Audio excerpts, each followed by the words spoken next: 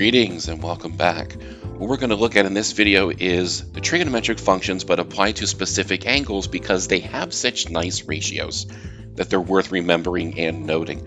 So if you take a look at the equilateral triangle on the left, we notice that all sides are length 2. And remember that with an equilateral triangle, each angle is also the same. So all three of those angles are 60, even though the one at the top is not marked. Because here's what we're going to do. Remember that we can only find trig ratios when a right triangle is involved. So I'm going to drop a height here in the middle, and what that's going to produce at the bottom is 2 right angles, and that means that each of these sides is 1, and that also means that that 60-degree angle at the top is now 2 30-degree angles. And focusing on the triangle on the left, I'm going to highlight that for you here.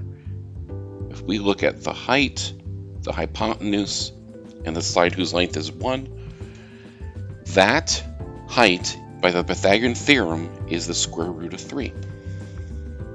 So now we have 3 sides of a right triangle, and we can establish the ratios that are involved with 30 degrees and 60 degrees.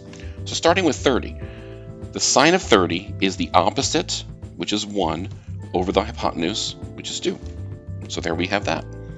Cosine of 30 is the adjacent side, which is the square root of 3, and hypotenuse is 2. Tangent of 30, that one's a little bit more tricky.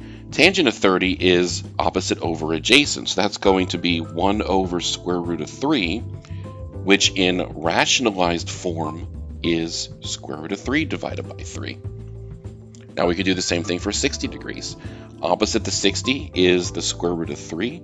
Hypotenuse is still 2. Cosine of 60, the adjacent side to this 60-degree angle, is 1, and the hypotenuse is still 2. And tangent of 60 is the opposite, which is the square root of 3, divided by the adjacent, which is 1.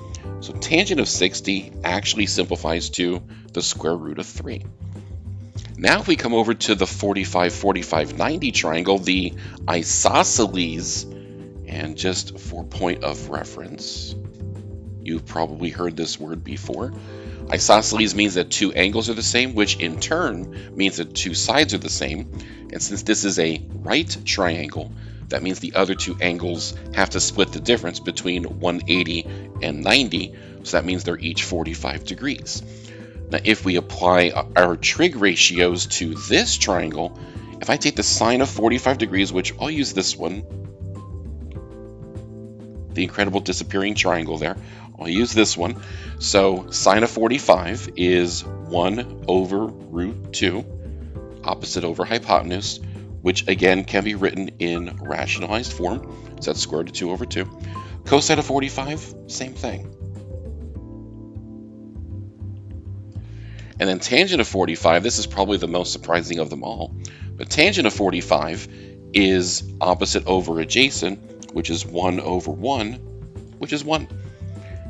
And that is how we establish the trig ratios for 30 degrees, 60 degrees, and 45 degrees.